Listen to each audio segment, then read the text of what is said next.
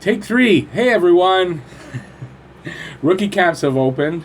It's, I believe, 3 days now, and the first rookie camp game is on tonight. Montreal versus the Ottawa Senators rookies. And so for me, training camp season's here. So these are some of the training camp news and notes that I have accumulated as rookie camps kick off. And that's right here at Talking Habs with Rick. That's me. So with 50 years of fandom under my belt, I've seen all the highs and lows that go along with that. And I'd, quite frankly, like to share that with you. So subscribe and ring the notifications bell. That's down there, I believe, depending on how you're watching it. That gets you all my videos and so much more. And that's all dedicated to the Habs and all things hockey. So let's get right to it. So first item up for bids on Talking Habs with Rick. On, I guess, last night on Twitter. I guess it was after I was doing that live stream. I'll talk about it in a sec. I saw this little item up for bids from Alex Nyko. I guess that's how you, anyways. Alex Nyko, and it came in about 16 hours ago.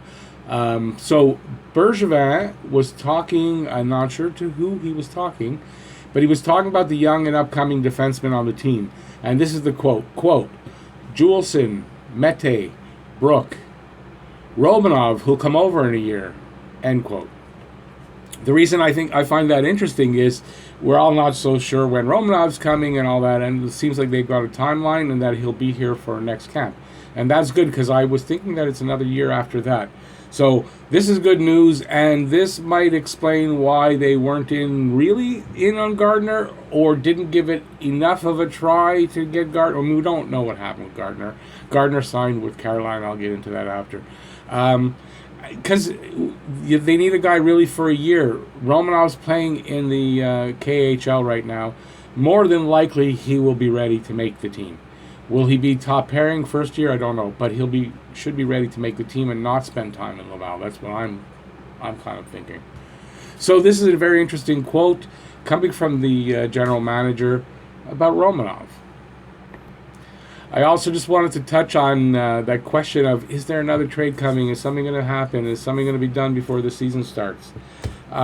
Is the possibility out there that it will? Yes, of course, because we're still not at the 10th. Last year, September 10th, I believe it was, he traded Pacioretty. So, yeah. Is he going to sign somebody? Who's out there still to sign? Well, Gardiner's off the table right now. So that still leaves, of the rumors out there that are talked about, it really only leaves Palmerville. So my thoughts on Jason Palmerville haven't changed. On a PTO, I'm fine with a PTO because there's no guarantee, there's no risk on a PTO. And it's good to have that kind of competition in camp for the younger guys. And if Palmerville's good enough to make the team, then he's good enough to make the team, and that's fine. Who's still out there? That's hard to say. I just read something where they're talking about Julius Honka, who I don't know much about at all. I know he's young. But that would require them that they've traded Jeff Petrie away, or else they don't need a guy like Honka. So I don't like that scenario at all. I'm not looking at that. So I think if anything's going to happen, it's going to be something that's not on anybody's radar, that's not being talked about, or they're going to offer PTO to Palmerville. So on the question of, is there anything still about to happen? Do I know anything? I don't know anything. I don't think anybody does when it comes to Bergevin anyway. And I think that any of these scenarios we're talking about are probably not what's going to happen. So still heads up. We'll know in the next few days. I would think, basically, something could happen during training camp, but you never know. So I think in the next few days, we're kind of going to know if he's going to make a move. Off-season's almost done. Okay, so going into this season, one of the big questions for this team is, will Jonathan Drouin be a better player, be a little more consistent? How do I feel about that? If you guys have watched, anybody who's watched my videos since the middle of last season, know how I feel about Jonathan Drouin. But I've since had a bit of a changeover. I didn't get to talk about this last night on the live stream. Yeah, that Matt guy from Sinbin, he cut me off. No, we just overlooked it. So here's kind of how I feel. I think Jonathan Drouin is, at least, at the very least, saying the right things right now. If he's been getting into better shape with his conditioning, that's doing the right things. And another thing that he's doing is that he all off season he went to one of the coaches, Dominic Ducharme, an assistant coach, and he asked him to go over video with him all summer. And this is from Eric Engels. I get this from Twitter, and I'll get right back. Jonathan Drouin decided earlier this summer to call up Dominic Ducharme to break down video with him, video of his good and bad habits, and video of comparable players and what they do to be consistently successful. It was his idea, said Ducharme. Okay, so what's the value in that? The value is that if he has the right attitude, these are the things he needs to do to get better. So we should, if all things are considered equal, as the saying goes, we should see a better Jonathan Drouin, more consistent. If the guy still gets 55, 60 points, but they're spread out in a consistent way, I'm happy with that, because that shows improvement and go forward. And we need Jonathan Drouin on this team to be what he can be, to live up to his potential, to hit his ceiling, for us to reach that next tier. So I'm expecting a lot better from Jonathan Drouin, and I'm expecting more consistency, better conditioning, and better result on his shifts, and that second effort that was lacking last year. So next up, if you haven't, or if you weren't there last night to watch our preseason preview of the Habs for the 2019-2020 season, I was on the Sinbins channel for his live stream, along with Scotty2 Hockey and Matt from the Sinbin, and we did a preview. So check it out. Go to the Sinbins channel and look for the stream, and while you're there, give him a subscribe and click his notification button so you can be notified. And then, hey, hop on over to Scotty's channel and do the same. And check it out. We did a preview of the season and had a lot of fun doing it. And check it out and let us know what you think about it. And on that note, because I'm doing the video and I've got some stuff online, and I'm just reading an article in between takes. About something I was talking about having KK moved up to the second line, and having Domi moved over, and Drouin, and it's something that made a lot of sense. So I feel a little validated in my opinion, because I hadn't read that till just now. I'm a little caught up. I was thinking about putting it in this video, but yeah. So that's from Fansided. I don't know if you guys get Fansided, but there's an article about how KK might be second line center. So what was I about here? Yeah, check out the Sinbins channel, our season preview. It's a lot of fun. I think you'll enjoy it. Next item up for business. Max Domi. He's a RFA at the end of next season. And in the light of Arizona Coyotes signing Clayton Keller to a 7 or 8 years at $7.15 million, I think it was. You have to take a look at that and say, well, is this the right path to do with Max Domi? Like Keller, Max Domi is a young player. He had his best season last season. A lot of people would say we want to see a repeat of that before giving him a long-term contract, big money. And I get that too. I definitely get that argument. But it's a different NHL, and quite frankly, if don't say, and I expect Domi will have at very least an equal season to what he had this past season. He might not get 72 points, but right around there, 70, 71, 73, 74, somewhere in that area. What if he has 85 points? Now you got to pay him big money, a lot more than if you can sign him right now. You take a risk that this was a one-off, and he comes back to his previous career high of 53, I think it was, or 54. So, for me, I like what Arizona did with Keller. You get these high draft picks. They're quality players. You've seen them play. It's not a zero bite size. You've had a few seasons to watch. I don't think this is a one-off for Domi. I think he's a special player that you're going to want to lock up here. He's a fan favorite. He brings in the crowd. Everyone loves him. And his work ethic and attitude is second to none. So he is the kind of guy that you want to have stay here. So you got to look at and say, before you head into the season, or at least maybe during camp, early on in the season, you want to lock him up for 7 years, 8 years, whatever they're going to agree to. And he's making $3.15 million now. You got to look at, if he hits an 85 point season, he's probably going to ask for $8 million or more. So you lock him up for $7.5 million if you can do that for 7 seasons, 6 to 8 seasons. That's what I think Montreal should be trying to do right now, is lock up Max Domi on a long-term contract at a decent cap hit that in a few years will look like a really great contract, like a steal.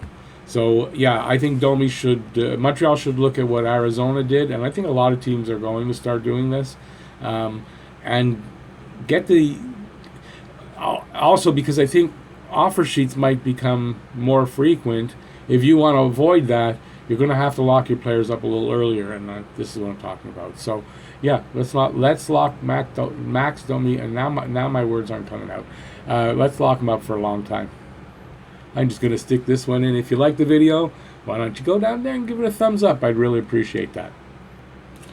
Next item I'd like to talk about is rookie camp. Going on now, game 1. They're doing 3 games for the rookie camp against Ottawa, New Jersey, and University Sports collegiate team, like an all-star team, I guess, of that, collegiate players who usually give them a lot of trouble, I've heard, every year. So, and that's on the 10th, and tomorrow is against that team that I don't know.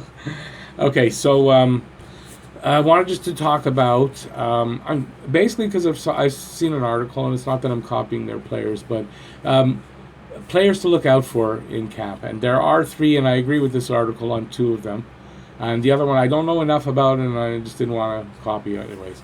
Yeah, that's how things are. So players to look out for that I think actually have a shot to maybe play for the big team this year, and the first one is Otto Leskinen. He's a defenseman. I think he's a left shot defenseman, so the left side defenseman, and is it? I don't know if it's Ikonen or Ilonen played with him in somewhere, and said that he is a beast on the power play. So this is one reason why I could see him make Montreal, is if Montreal's power play is still struggling a little later on in the season, and Leskinen has a good camp and has a good showing in Laval, which is where I expect him to start the season. I could see this guy up here. And I was reading here, he plays for Kalpa in Liga, which is a man's league, and not a very high scoring league. And he was a 22-year-old defender, and he put up 31 points there. So I think that's noteworthy. And I think a lot of them were on the power play. So this is what I'm talking about. So I can see Leskinen coming in and making an impact. Well, possibly anyways, at least in rookie camp, yes, so you want to look out for him. And in development camp, Leskinen, who was said that his defense is his least, get the words, Rick. He is not the best defensively. I thought he looked a lot improved in development camp. His skating, all that, he made some really nice plays defensively, and I like that. Next guy up for me at rookie camp is somebody I really like from the Memorial Cup, is Raphael Harvey-Pinard. I think Harvey-Pinard is one of those players that, yes, he got drafted in the 7th round, but he's going to be one of those 7th rounders that makes the league and is going to be a good player. He's got one of those intangible things. There's something about him that he's got. Well, he's a smart guy. He makes good plays. And if I remember, was it Rune Randy played for whoever he played for in QMJHL? That's not important. He put up some points, so he can score. He can do. I see this guy as being a scoring third liner. So Raphael Harvey-Pinard, watch for this guy in rookie camp in these games, and let's see what he can do. I have high hopes for him. And then number 1 on my list is going to be someone who's pretty obvious, I think, and it's going to lead into, I'll talk a little more about, but it's Nick Suzuki. Nick Suzuki needs to have a big standout year here in the rookie camp.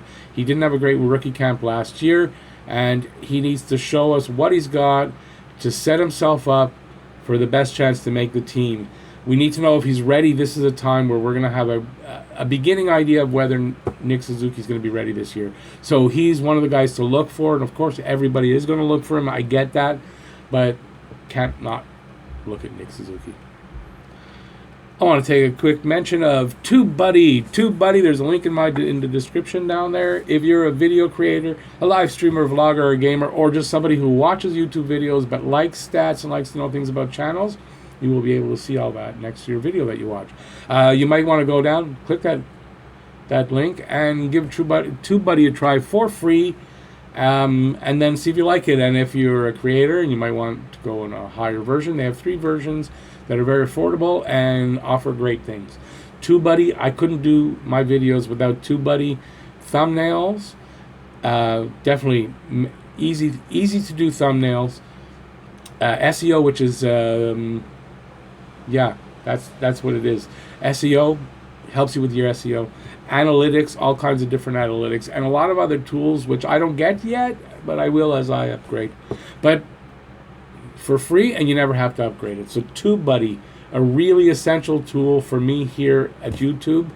TubeBuddy, a real buddy right here on YouTube. Hey, I wrote that. Thanks. Okay, I'm going to throw this one in. Jake Gardiner was signed yesterday by the Carolina Hurricanes to a 4-year, I guess, $16-point-something million contract, $4.05 million cap hit. So that's 4 seasons. Let me see now. He's 29.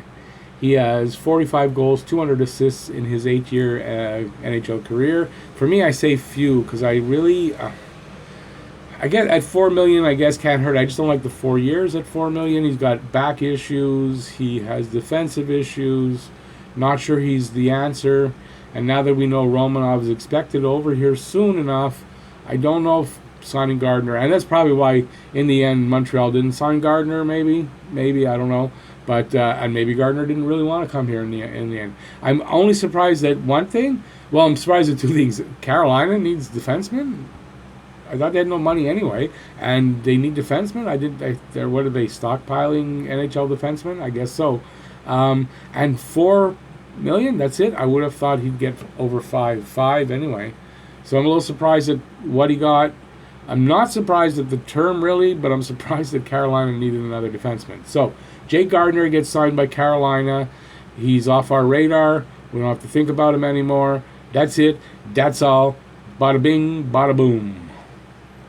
So the last 2 items up for bids, Talking Habs are the big ones. We're going to talk first here about Cole Caufield, and I'm going to go back into it again because that's all you see on Twitter and everywhere. Stop hyping Cole Caufield. Stop Cole Caufield. Why don't you guys calm down about Cole Caufield? Why should we calm down about Cole Caufield? Listen, you know, if any other team picked him, their fan base would be hyping and talking about him and excited about him. That's all you'd hear from their fan base, so why not ours? Because we're the Montreal Canadiens fans, and we won enough Stanley Cups. We haven't won a Stanley Cup in how long now? 26 years? Yeah, all that. We won so many cups. Yeah, we have won so many cups, but we need more. We need more cups. We need more players like Cole Caufield. Cole Caufield. So am I going to stop? Am I going to calm down about Cole Caufield? No, I am not.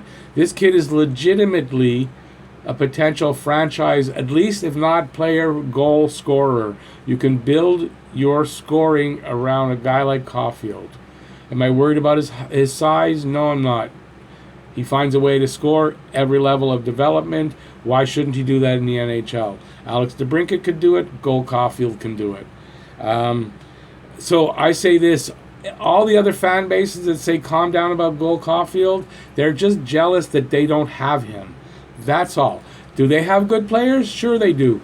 Do we have good players? Sure we do. But we also have Cole Caufield, and we're happy to have him, and we're going to shout about it, and we're going to talk about it, and we're going to Twitter about it, and we're going to do all that about it. So Cole Caufield, keep talking about him. Don't feel ashamed. I'm not. And that brings us to Nick Suzuki one more time. Now, the reason I bring him back up is Nick Suzuki is a center, essentially, right? So he started the rookie camp in the scrimmages yet because they're playing tonight, first time, 7 o'clock. There's streams out there, by the way. I heard there's some on YouTube, and I don't know where exactly to get it. I'm going to look. 7 o'clock tonight.